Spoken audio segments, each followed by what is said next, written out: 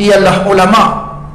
Ibnu Abbas kata ulama ini ialah dia mengetahui sesuatu ilmu menyebabkan dia tidak mensyirikkan Allah Subhanahu wa taala. Dia menghalalkan apa yang Allah Ta'ala halal dan dia mengharamkan apa yang Allah Ta'ala haram. Itu ulama. Hak Allah Ta'ala kata halal, dia kata halal. Hak Allah Ta'ala kata haram, dia kata haram. Sebab dia dah pakar dah macam mana dia nak tahu kata benda tu halal, benda tu haram. Kerana dia mendalami apa yang ada di dalam Al-Quran dan juga As-Sunnah baginda Nabi sallallahu alaihi wasallam. Dalam hadis yang kita nak baca dalam kitab ni, ada hadis yang pertama, kalau tuan-tuan boleh rujuk kitab kita ni, kelebihan ulama, ilmu dah ulama. Yang rasa yang tak boleh mai, dia nak dengar secara live, dia boleh beli kitab ni di kedai-kedai ada.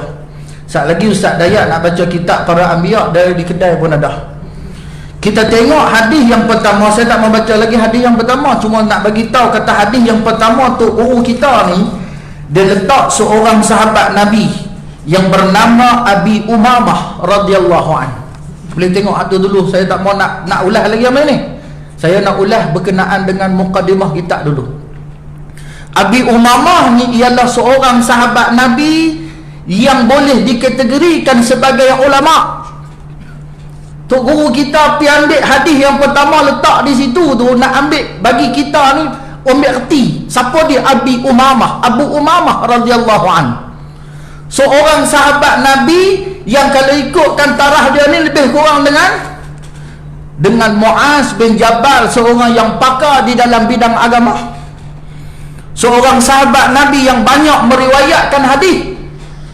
Dan kehebatan dia Allah Ta'ala berikan kepada dia ni, orang yang banyak bergerak berdakwah menyebarkan agama Allah Subhanahu wa Ta'ala. Dia antara tempat pertama yang Nabi suruh dia untuk ajak balik kepada Islam, untuk ajak supaya mentauhidkan Allah, ialah kaum kerabatnya balik pergi ke kampung dia, balik pergi situ, ajak mereka balik kepada Islam. Ini kerja ulama. Kerja ulama ialah untuk menyebarkan agama Allah Subhanahu wa Ta'ala. Sebab apa? Sebab Tuhan berikan kelebihan kepada mereka. Tang mana kelebihan dia? Kelebihan dia boleh memahami apa yang ada di dalam Quran. Ulama, kalau kita mengaji bahasa Arab, dia adalah jamak. Imam Syafi'i disebut dengan ulama teragung, ulama terulung. Imam Malik disebut dengan ulama. Sedangkan seorangnya, tapi kenapa disebut dengan ulama? Kerana bagi mereka mempunyai ilmu yang banyak. Sebab tu disebut ulama. Kalau seorang dia panggil alim, dia panggil alim, patutnya Imam Syafi'i ini kata alim sudah lah. Tapi kita sebut ulama yang teragung Imam Syafi'i. Sebab apa disebut ulama? Kerana Imam Syafi'i dia bukan pakar di dalam fiqh saja, dia pakar di dalam banyak ilmu-ilmu agama Allah Subhanahu wa Ta'ala. Fiqhnya, hadisnya, tasawufnya, banyak lagi kitab-kitab yang dikarang oleh Imam Asy-Syafi'i rahimahullah. Itu adalah ulama. Kita masuk kepada muqaddimah penterjemahan. Jangan kita langkau pergi terus, kita baca dulu terjemah apa tu guru kita ni dia nak sebut kat kita. Bismillahirrahmanirrahim. Alhamdulillah, kita panjatkan puji dan syukur kehadrat Allah Ta'ala yang telah memudahkan hamba yang dhaif ini menterjemah dan menghuraikan buku 40 hadis kelebihan ilmu dan ulama yang dikarang oleh Syekh Muhammad Syukri Yunus Al-Banjari, seorang ulama besar di negeri Banjar yang terkenal dengan keluasan ilmu dan ketekunannya dalam mengajar dan mendidik generasi. Tu guru kita Syekh Fahmi Zamzam ni dia kata apa? Aku karang, aku terjemah kitab ni, aku hurai kitab ni 4 hadis 40 ni. Hadis 40 yang cerita berkenaan dengan kelebihan ilmu dan juga kelebihan ulama ni, aku ambil daripada seorang tok guru aku sendiri yang bernama Muhammad Syukri, seorang ulama yang begitu besar di negeri Banjar, Indonesia. yang terkenal dengan keluasan ilmu dia ni, orang yang hebat. Jadi orang ni bukan jalan-jalan. Orang hak karang kita ni pun bukannya orang yang biasa-biasa, yang menekuni ilmu dia, yang mengajar dan nak mendidik manusia supaya memahami apa itu agama Allah Subhanahu wa taala. Penterjemah sendiri, Tok Guru kita ni kata apa? Penterjemah sendiri adalah salah seorang anak murid yang pernah duduk bersila menadah kitab di hadapan beliau pada tahun 70-an yang lampau. Tahun 70 Tok Guru kita ni pergi menadah dah, bersila, dengar. Nak bagi tahu kat kita mengaji ni kena pergi menuntut. Tapi lo ni zaman canggih dah, tak main menuntut, tak apa, duduk di rumah dengar. Anak baru-baru ni isi sajalah, isi apa nama masuk UKM, try isi, dapat rupanya. Tuan-tuan ni pun dapat juga boleh masuk UKM. Mengaji pula online, tak gaduh pergi menadah lah, dengar di sini ya. Kadang-kadang hak yang telefon duduk di sini, hak yang earphone ni duduk mata, kita pergi buat kerja. Nak habaq kata lah ni zaman orang menadah ni tak sama macam mana dulu menadah. Hebatnya orang dulu ni bila mana menadah ni, dia menadah sungguh. Sebab tu keberkatan ilmu ada pada mereka. Keberkatan ilmu tu ada pada mereka. Bukti dia apa? Bukti dia ni kitab hak kita ada baca ni sendiri nak menunjukkan keberkatan ilmu untuk guru kita. Keberkatan dia sampai hari ni kita baca. Bukan di Seriti Ruhul Manan ni saja kita baca ni. Seluruh Malaysia boleh dikatakan membaca kitab ni. Seluruh Malaysia boleh dikatakan membaca kitab ni. Nah, alhamdulillah sampai sekarang ia masih sering hadir ke majlis ta'alim beliau yang bernama Sabilal Anwar di Atasan Senor, Matapura, Kalimantan Selatan, Indonesia. Sampai hari ini Tok Guru kita kata, aku duk pergi mengaji lagi. Seorang Tok Guru duk mengaji lagi. Syekh Muhammad Sukri Yunus Al-Banjari telah mengarang lebih dari 20 kitab dalam berbagai judul. Di antara kitab beliau yang paling masyhur ialah sebuah kitab pelajaran Nahu yang bernama Is'aful Talibin, yang merupakan satu huraian lengkap dan sistematik terhadap kitab Matan Al-Jurmiyah, di mana kitab ini telah diberi berkat oleh Allah Ta'ala sebagai sangat bermanfaat bagi pelajar yang baru belajar ilmu Nahu. Di antara salah satu ilmu alat, ilmu Nahu ini, kalau anak-anak kita mengaji sekolah agama, mengaji pondok, dia mengaji hak ni. Tok Guru kita ni, Syekh Muhammad Sukri ni, dia karang juga kitab. Nak habaq kata dia banyak karang. Ini adalah jariah. Ada manusia Tuhan berikan kelebihan dia, jariah dia dari segi harta dia. Harta dia tu boleh jadi jariah. Jariah pada dia kerana harta. Ada manusia yang Tuhan bagi ni, jariah dia tu harta tak ada, tapi Tuhan beri dia anak. Anak boleh jadi jariah kepada dia. Walaupun dia duduk di dalam kubur, anak ni tetap dia hantar ke dia. Beruntung orang yang dapat lagu ni. Ada manusia yang Tuhan bagi ke dia, jariah dia tu dari segi ilmu. Nabi kita Muhammad SAW tidak mewarisikan dinar wala dirham, tak mewarisikan harta walaupun satu dinar walaupun satu dirham kepada umat dia, tapi yang dia warisi apa dia? Ilmu yang diambil oleh para ulama. Ulama pula nak bagi sampai ke kita, macam Imam Syafi'i rahimahullah, macam mana ni kitab-kitab hak dia tulis ni sampai kepada kita. Ni jariah. Walaupun dia bukan seorang yang kaya raya, dia bukan seorang jutawan, tapi dia boleh jadi jariah pada dia. Boleh jadi jariah pada dia. Kita boleh tak? Kita pun boleh juga. Macam mana kita nak buat? Kita menulis benda yang baik. Kita ada Facebook, kita ada Twitter, kita ada WhatsApp, kita ada Instagram, macam-macam benda lagi. Kita menulis benda baik. Ambillah kata-kata hikmah tang mana ke ayat-ayat Quran, kita post satu, menjadi jariah pada kita. Ni seronok duduk post benda yang tak pasti lagi. Nah, seronok duduk puh benda yang boleh bawa kekeliruan. Itu masalah kita. Yang kita kena ubah balik. Kita kena ubah balik bagi jadi jariah pada kita. Ilmu ni jariah sampai ke kita. Dan kitab yang ada di hadapan kita sekarang ini merupakan salah satu dari kitab karangan beliau. Kita akan baca lah ni. Ia menghimpunkan 40 buah hadis yang membicarakan tentang kelebihan ilmu dan ketinggian darjat para ulama. Tuhan angkat darjat para ulama. Kita akan jumpa hadis-hadis itu nanti. Kitab ini telah disusun dalam untaian yang sangat baik dan diterbitkan sejak puluhan tahun yang lalu dan telah mengalami ulang cetak beberapa kali dalam edisinya yang berbahasa Arab. Asal kitab ni dalam bahasa Arab, tapi tok guru kita Syekh Fahmi Zamzam lah yang bagi terjemah untuk kita faham pula. Nah, kitab ini sering pula dibaca di permulaan tahun pengajian sebagai pembuka tabir pengajian dan untuk mengingatkan akan kelebihan ilmu dan ketinggian martabat para ulama. Antara salah satu kelebihan ni, kitab ni banyak dibaca dulu. Pasal apa? Pasal nak bagi motivasi kat kita, semangat nak mengaji. Bukan mengaji ni hari ni, esok tak mengaji lah. InsyaAllah kita akan buat pengajian kuliah Duha Seriti Ruhul Manan ni, kita akan buat setiap hari.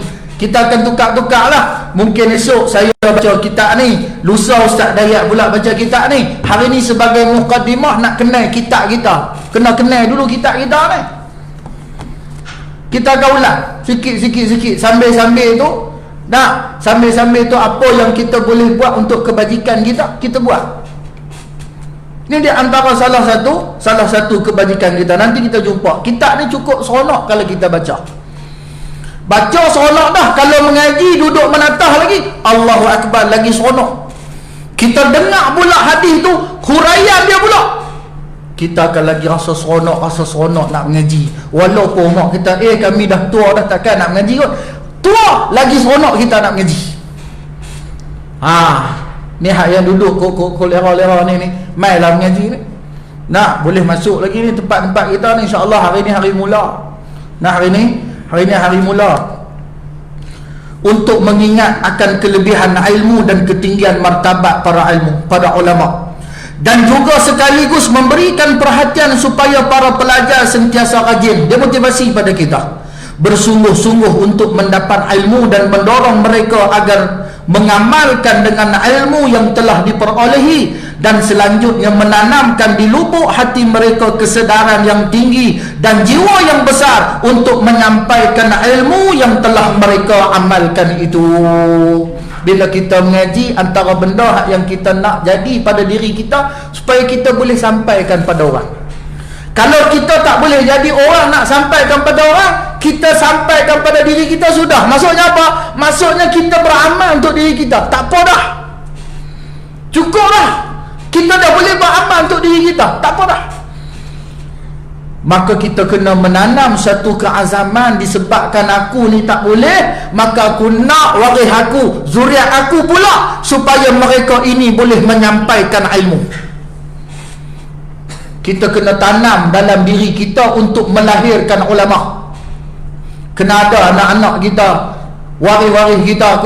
Kami tua dah Ustaz, 90 mana nak boleh anak dah. Cucu kita, kita mesti mempertahankan. Kalau mak pak dia kata tak apalah, kami hantar sekolah ni sudahlah, dah kami hantar sekolah ni sudahlah, murah sikit, bayar yuran pun setahun sekali je. Nanti hantar sekolah agama nak kena bayar setiap bulan. Tak apa, kawan kata biar pi, aku bayar. Ni jariah kita. Hak tadi kita dah sebut ni jariah kita.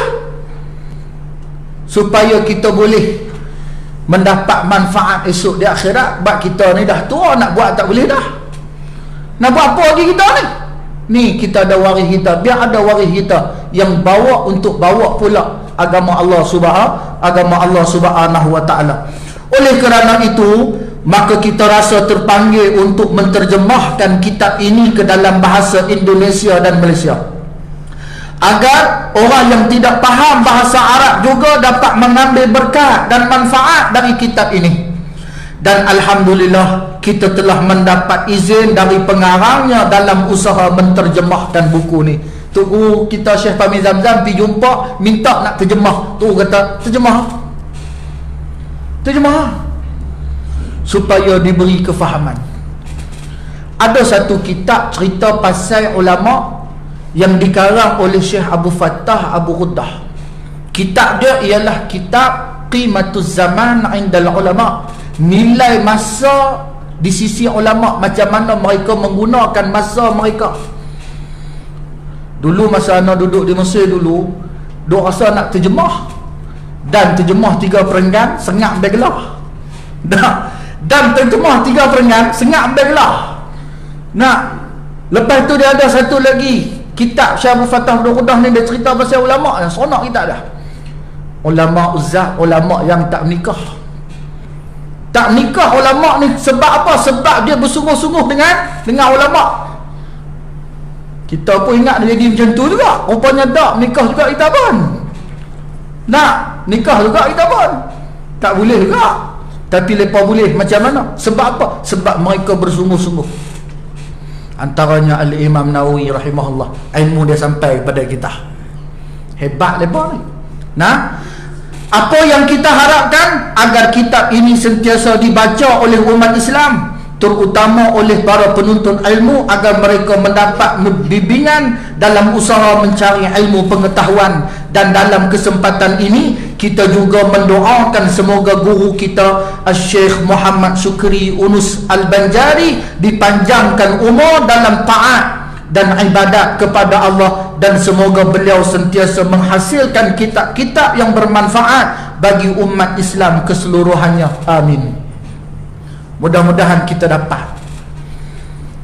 mendapat keberkatan daripada kitab yang kita nak baca ni. InsyaAllah kita akan baca tiap-tiap hari sampailah Tok Guru sebenarnya kata, kami hari ni kita cuti lukuk tak larat. Sampai kata lagu tu.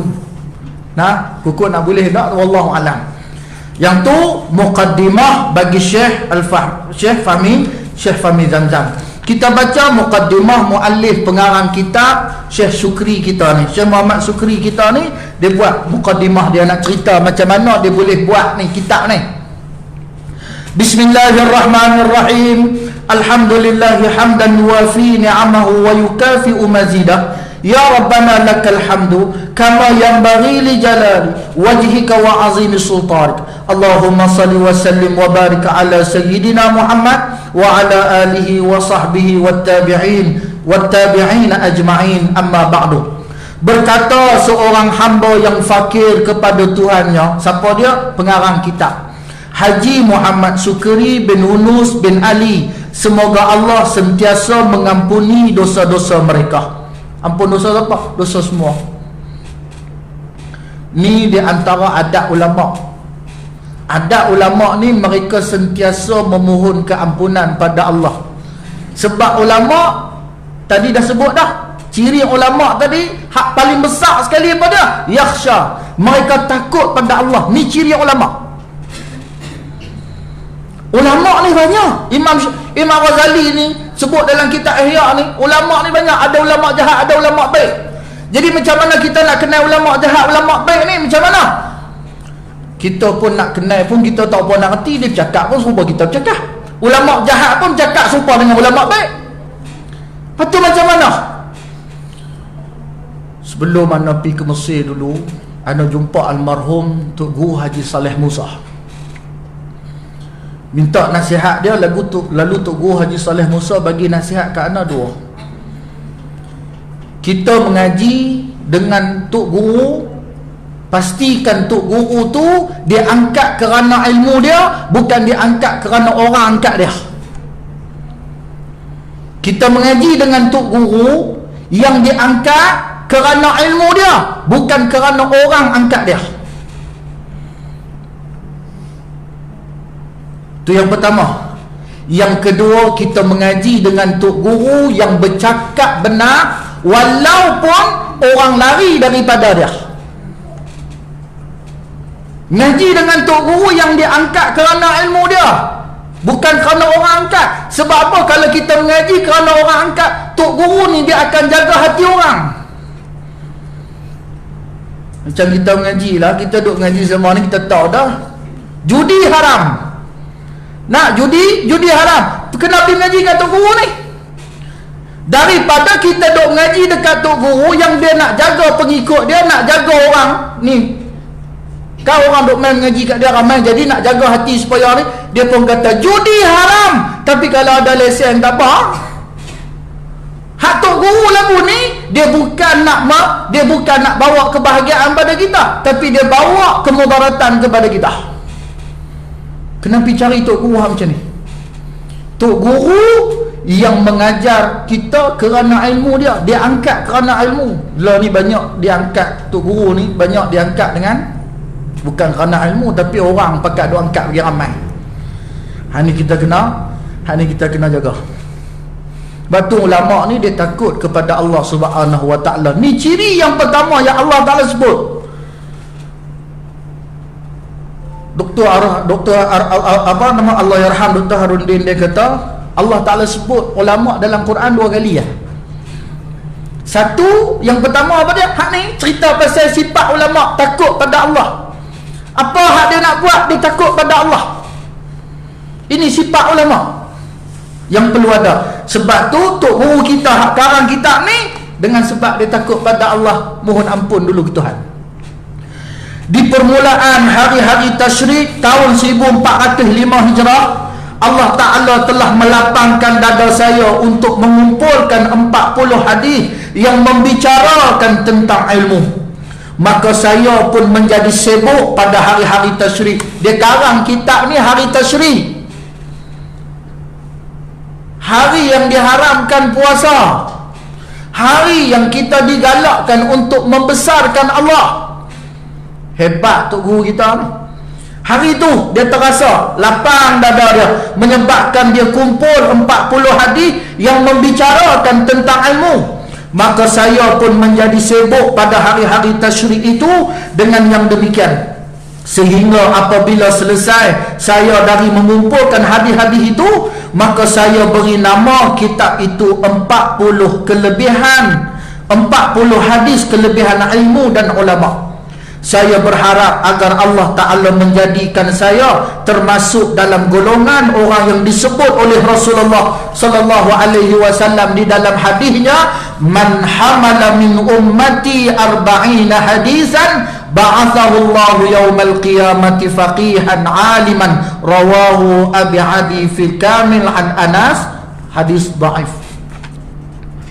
Barang siapa menanggung, menjaga atau memelihara dari umatku ini 40 buah hadis, maka ia akan dibangkitkan pada hari kiamat nanti dalam keadaan faqih dan alim.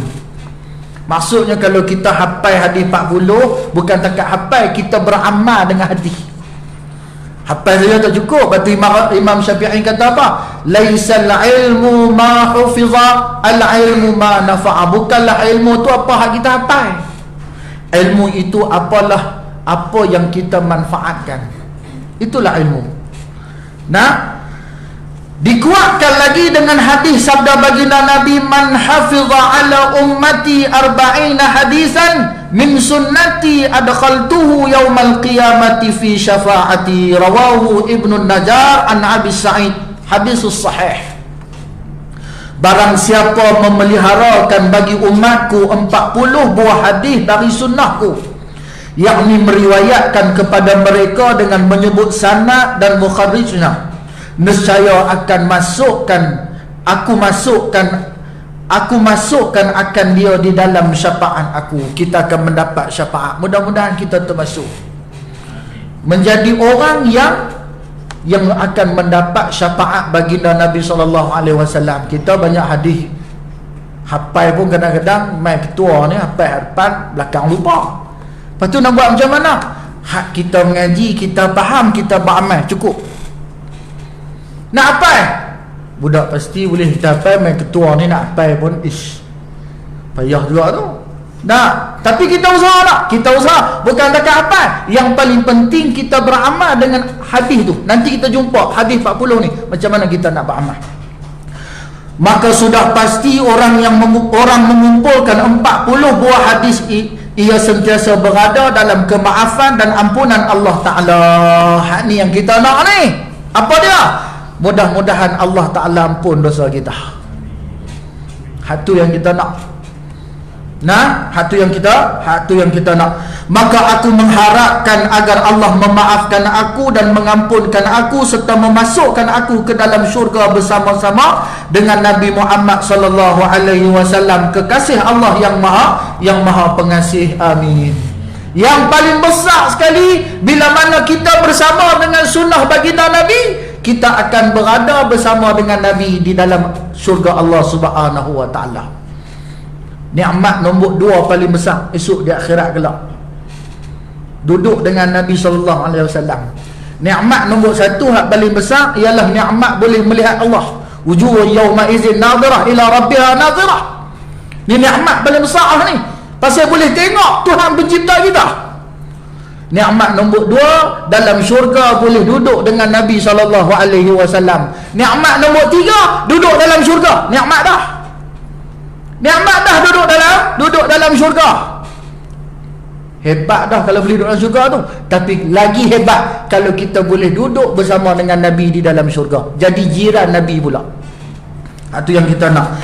Dan dalam kesempatan ini kami juga ingin menyebutkan perkataan Nabi Daud alaihi salam seperti yang disebutkan di dalam Sunan Imam Ad-Darimi yang diriwayatkan dari Abdullah bin Abdurrahman Al-Khushairi. Beliau meriwayatkan bahawasanya Nabi Daud alaihi salam berkata, qul li sahibil ilm yattakhidhu 'asa min hadidin wa na'laini min hadid wa yatlubul ilma hatta tankasira al-'asa wa tankhariqal na'lan.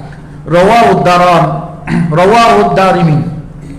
Katakanlah bagi penuntun ilmu itu, hendaklah ia membuat tongkat dan sandal dari besi, kasut daripada besi, lalu terus sahaja ia mengembara mencari ilmu sehingga patah tongkatnya dan putus sandalnya. Nabi Daud kata buat tongkat dengan kasut daripada besi. Dia tak suruh buat daripada tali, buat daripada ni. Pasal besi ni nak abang kata dia ni payah nak patah, payah nak putih. Batu nak abang kata kena mengaji ni, selagi mana tongkat tu tak patah, selagi tu kena mengaji. Selagi mana kasut kita tu tak putih, selagi tu kena mengaji. Betapa tu nak abang kata kena mengaji. Nah, sebab buat pada besi memang payah patah, tapi lama-lama dia patah juga. Bukan tak patah, tapi dia payah patah. Dia payah patah. Dan akhirnya tu guru kita mengakhiri dengan doa, Allahumma ftah lana qulubana fi talabil ilmi warzuqna al-ikhlasa fihi wal amala bihi wan nashra bihi hatta ya'tiyana al-yaqin. Amin. Ya Allah, bukakanlah hati-hati kami untuk dapat menerima ilmu dan kurniakan kepada kami ikhlas dalam mencari ilmu dan mengamalkannya dan menyiarkannya sehingga sampai ke akhir hayat kami. Ini doa ni kalau boleh kita amalkan. Allahumma ftah lana qulubana, wahai Tuhan kami, bukalah hati-hati kami fi talibil ilmi, supaya kami ni boleh jadi orang yang nak menuntut ilmu. Kita hantar anak kita mengaji sekolah Seriti Ruhamana ni, bukan nak bagi anak kita aja mengaji, kita pun kena mengaji juga. Nasib baik ada PKP, jadi mak pak boleh juga main mengaji. Jadi mak pak lah main mengaji pula ni. Mak pak main mengaji. Warzuqna al-ikhlasa, dan minta Allah Ta'ala kurniakan kepada kami keikhlasan bila mana kami nak main mengaji. Ikhlas. Wa ma umiru illa liya'budullah mukhlishina lahuddin. Ni syarat nak bagi Tuhan terima amal ibadat kita. Wal amala bihi, dan kita boleh beramal dengan dia. Wa nashra bihi, dan kami boleh sampaikan, boleh sebarkan kepada orang lain. Hatta ya'tiyana al-yaqin, sehingga sampailah kami ni akhir hayat balik dalam keadaan orang berilmu. Kami nak hatu, wahai Tuhan. Doa ni kalau boleh nak kita sentiasa baca. Lepas ni kalau kita baca kitab ni, kita baca dua ni. Kita baca dulu hak ni supaya kita boleh menyampaikan dan kita boleh sebarkan dan kita boleh beramal dengan ilmu kita sampai ke akhir hayat. Wallahu subhanahu wa ta'ala alam. Jadi hadis pertama insya-Allah kita akan sambung esok. Kita akan sambung esok, iaitu hadis pertama, kelebihan orang alim.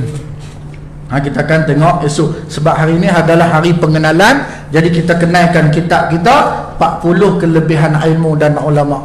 Jadi boleh pergi beli, kalau duduk sekitar Sungai Petani ni boleh beli di Hasani.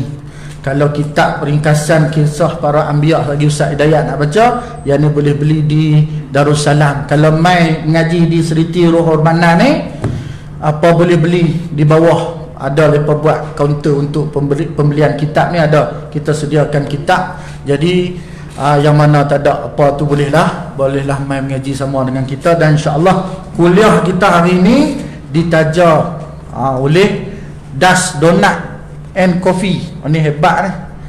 Dia kedai dia di TF. TF ni Sungai Petani ni. Yang duduk jauh tu, ikut nak tempah boleh tempah, tak ada masalah. Telefon saya, tak apa saya tempah, kemudian saya lah makan, dah duduk jauh, takut sampai basi tu tak. Jadi yang ni di antara yang menaja kuliah kita. Kemudian ada ayat menera ni, Das pun dia juga taja kat kita ni. Alhamdulillah, bila kita sebut kata kita nak buat kuliah duha, ada orang nak bagi. Jadi tuan-tuan muslimin muslimat yang dirahmati oleh Allah sekalian, di antara salah satu tujuan kita buat juga kuliah duha ni ialah kita nak mencari dana juga. Nak mencari dana untuk pembinaan Seriti Ruhul Manan ni. Dana kita untuk pembinaan tahun depan, kerana tahun depan pelajar kita semakin bertambah, pelajar kita semakin ramai, dan kita nak kena buat petition kelas dan sebagainya. Sementara kami nak dapat tanah betul, sekarang kita duduk di rumah kedai ni, kita gunalah yang ni yang mana ada. Jadi kita nak buat petition yang kita anggarkan kos dia lebih kurang dengan 100,000. Lebih kurang lah 100,000. Jadi boleh-bolehlah sama-sama untuk jadikan harta kita tu sebagai jariah kepada kita. Boleh masukkan sumbangan kepada tuan-tuan dari bank pusat pengajian Seriti Ruhul Manan. Ada di keluar di video di belakang ni pun ada. Di belakang ni pun ada. Wallahu subhanahu wa ta'ala alam. InsyaAllah kita sambung esok, dan saya teruskan kepada sahabat saya Ustaz Hidayat untuk membaca kitab ringkasan para anbiya. Wallahu subhanahu wa ta'ala alam. Aqulu qouli hadza wa astaghfirullahal azim li wa lakum wa li sa'iril muslimin wal muslimat fastaghfiruhu innahu wal ghafurur rahim. Assalamualaikum warahmatullahi wabarakatuh.